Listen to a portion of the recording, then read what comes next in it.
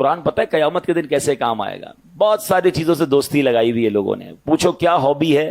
میری hobby sports ہے. میری ہابی موبائل پر گیم کھیلنا ہے. میری ہابی کیا ہے جناب؟ میں کمپیوٹر پہ ٹائم گزارتا ہوں. میری ہابی فلاں پتہ نہیں ٹامی جونی پتہ نہیں کس کس کی کتابیں پڑھتے رہتے ہیں.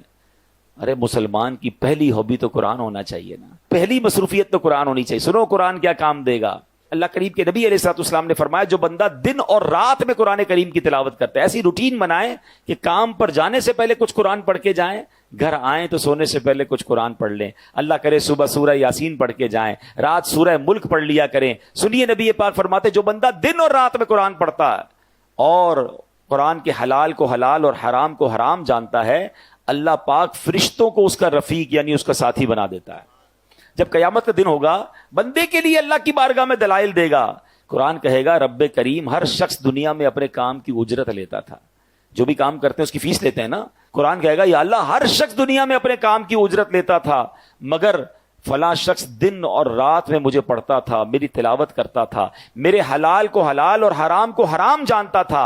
اے اللہ آج اس کو اجر عطا فرما, یعنی آج اس کی اجرت عطا فرما. قرآن کریم کی عرض پر اللہ کریم اس بندے کو تاج شاہی اور کرامت کا لباس پہنائے گا. اب اللہ قرآن سے فرمائے گا حل ردیتا, اے قرآن کیا تو راضی ہے؟ ذرا غور کیجئے, بندے کو عزت کا تاج اور کرامت کا لباس پہنا کے بندے سے نہیں پوچھے گا, اللہ قرآن سے سوال کرے گا, اے قرآن تو راضی ہے؟ تو قرآن کہے گا یا رب اس سے بھی زیادہ افضل اجر عطا فرما.